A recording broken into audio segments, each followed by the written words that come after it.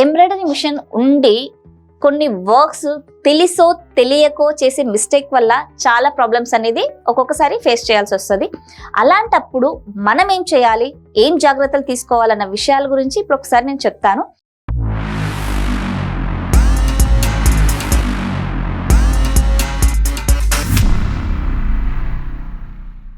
ఒక వర్క్ మనం స్టార్ట్ చేస్తున్నాము అని అంటే దానికి సరిపడ్డ రా మెటీరియల్ అనేది ఉందా లేదా అనేది ఫస్ట్ ఆఫ్ ఆల్ చెక్ చేసుకోవాలి. లేదంటే ఏమవుతుంది, ఉంటే ఓకే హ్యాపీ బాగా అయిపోతుంది. అండ్ లాస్ట్ ఎండింగ్లో థ్రెడ్ తక్కువ పడ్డది, అప్పుడు ఏంటి, మనం వెళ్తాం ఒక షాప్కి థ్రెడ్ తీసుకొని. అయితే అక్కడ షాకింగ్ ఏంటంటే అక్కడ థ్రెడ్ దొరకదు. అక్కడే కాదు, మొత్తం మన ఊరు మన ఏరియా అంతా తిరిగినా కూడా థ్రెడ్ దొరకదు. అప్పుడు మీరేం చేస్తారు? సో వేరే థ్రెడ్ వేస్తారా, లేదా చేసింది ఇప్పుతారా? రెండు కష్టమే. సో అలా కాకుండా ఉండాలి అంటే ఖచ్చితంగా మనం ముందుగా రా మెటీరియల్ ఆ వర్క్ హెవీదా మీడియందా స్మాల్ దాన్ని చూసుకొని దానికి సరిపడ్డ థ్రెడ్ ఉందా లేదా అనేది చూసుకోవాలి. ఒకవేళ థ్రెడ్ తక్కువ ఉంది, బయటికి వెళ్ళాము అయినా దొరకలేదు, ఫస్ట్ మనకు తెలిసినప్పుడు మనం ఆల్టర్నేట్ ఏం చేసుకోవచ్చు, ఇంకొక సిమిలర్ థ్రెడ్ తీసుకొని అదే థ్రెడ్తో టోటల్ వర్క్ వేసేయచ్చు. అండ్ నెంబర్ 2 వచ్చేసి మిషన్కి ఆయిల్ వేస్తారు. మిషన్కి ఆయిల్ వేసాక ఏం చేస్తారు, డైరెక్ట్ కస్టమర్ నైట్ వేసి ఉంటారు లేదా మార్నింగ్ చేస్తారు, క్లీన్ చేసేసి డైరెక్ట్ కస్టమర్ బ్లౌజ్ పెట్టి కుడతారు. అవేర్నెస్ ఉన్నోళ్ళు పెట్టినా ఇన్ కేస్ ఒక్కొక్కసారి అవుతుంది. సో అలా అయినప్పుడు ఏంటంటే 2 ఉన్నాయి ఆప్షన్స్. దీనికి ఏంటంటే ఒక బ్లౌజ్ మీద ఆయిల్ మరకలు పడతాయి. ఆల్రెడీ పడ్డ మరకలకి ఏం చేయాలి, పడకుండా ఎలా చేయాలి, రెండు తెలుసుకుందాం. ఆల్రెడీ పడ్డదానికి ఏంటంటే టాల్కమ్ పౌడర్ ఉంటుంది కదా, ఆ పౌడర్ యూస్ చేసి ఆ మరకలు మాక్సిమం తీయొచ్చు. అంటే అంత హైలైట్ అవ్వకుండా కొంచెం బెటర్గా దానికి సొల్యూషన్ అనేది చేయొచ్చు. అండ్ అసలే పడకూడదు అంటే ఏం చేయాలి, ఆయిల్ వేసిన తర్వాత ఫస్ట్ ఆఫ్ ఆల్ ఏంటంటే క్లీన్ చేయాలి. డస్ట్ కానీ ఆయిల్ కానీ ఉంటుంది కదా, అక్కడ జస్ట్ ఒక టిష్యూ తోటి దేనితో అంతా ప్రెస్ చేస్తే ఆ ఎగ్జిస్టింగ్ ఆయిల్ అంతా దానికి అంటుకుంటుంది అనమాట. అండ్ దాని తర్వాత అయినా కూడా డైరెక్ట్ బ్లౌజ్ పెట్టకూడదు, వేరే క్లాత్ పెట్టి ఒక హాఫ్ అన్ అవర్ రన్ చేసి దాని తర్వాత అది తీసి మళ్ళీ ఇంకొకసారి తుడిచి అప్పుడు కస్టమర్ బ్లౌజ్ పెట్టాలి. అప్పుడు ఆ ఆయిల్ మరకలు అండ్ ఏదైనా ఇంకా ప్రాబ్లమ్స్ ఉంటే అవి దానికి బ్లౌజ్ కంటుకోకుండా ఉంటాయి అన్నమాట. ఇది సెకండ్. థర్డ్ వచ్చేసి మనకు క్లాత్ పెట్టి వర్క్ స్టార్ట్ చేస్తున్నాము అని అనుకున్నప్పుడు ఏం చేయాలంటే టెన్షన్స్ అనేది కరెక్ట్గా ఉన్నాయో లేదనేది కూడా ఒకసారి థ్రెడ్ లాగి చెక్ చేసుకోవాలి. కొందరు ఏం చేస్తారంటే జస్ట్ డిజైన్ సెలెక్ట్ చేసేసి స్టార్ట్ చేసి వెళ్ళిపోతారు. సో ఆ వెళ్ళిపోయినప్పుడు ఏంటంటే అండ్ ఒకటే థ్రెడ్ బ్రాండ్ కూడా యూస్ చేయకపోవడం వల్ల ఒక్కొక్కసారి కలర్ దొరకలేదని పాలిస్టర్ వాడడం, ఒక్కొక్కసారి విస్కాస్ వాడడం. ఇలా చేయడం వల్ల కూడా ఏంటంటే థ్రెడ్స్ విస్కాస్లో కూడా కొన్ని లావ్ థ్రెడ్స్ ఉంటాయి, కొన్ని చిన్నవి ఉంటాయి. ఇలా డిఫరెంట్ థ్రెడ్ వాడినప్పుడు ఏమవుతుందంటే టెన్షన్స్ అనేది వాటి న్యాచురాలిటీ అనేది పోతుందన్నమాట.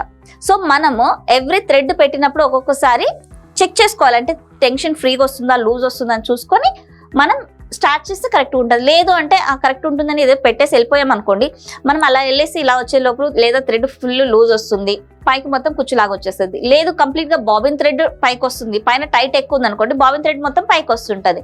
సో ఇలాంటి ప్రాబ్లమ్స్ ఉంటాయి కాబట్టి ఒక 2 minutes వర్క్ స్టార్ట్ చేశాక మనం అన్ని టెన్షన్స్ చెక్ చేసుకొని వర్క్ స్టార్ట్ చేయాలి. ఇది థర్డ్ పాయింట్.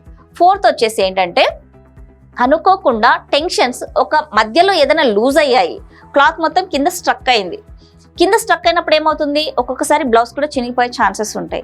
అలాంటప్పుడు ఏం చేయాలంటే యాక్సెల్ బ్లేడ్ తోటి కింద నీట్గా కట్ చేసేసి కొద్దిగా ఫ్రేమ్ లేపి నీట్గా అదంతా తీసేసి పైన టెన్షన్స్ ఏవైతే ఉన్నాయో అవి కొంచెం టైట్ చేసుకోవాలి. అలా టైట్ చేసుకొని మళ్ళీ డిజైన్ రివర్స్ వచ్చి కింద క్లాత్ ఆ బ్లౌజ్ పీస్ ఏదైనా ఎక్స్ట్రా క్లాత్ ఉంటుంది కదా, అది కట్ చేసి దాని కింద పెట్టి మళ్ళీ ఫ్యూజింగ్ పెట్టి నీట్గా మళ్ళీ బ్యాక్ వచ్చి వర్క్ వేయాలి. ఇలా వేసిన తర్వాత కూడా ఇంకేదైనా చిన్నగా హోల్స్ లాగా కనిపిస్తే మనం దాన్ని కుందంతో కవర్ చేయాలన్నమాట. చిన్నగా లైట్ కనిపిస్తే మాక్సిమం క్లాత్ వేసి స్టిచ్ చేస్తాం కాబట్టి కనపడదు. ఇన్ కేస్ ఏదైనా అయినా కూడా కనిపిస్తే కుందన్స్ తోటి కూడా దీన్ని కవర్ చేసుకోవచ్చు.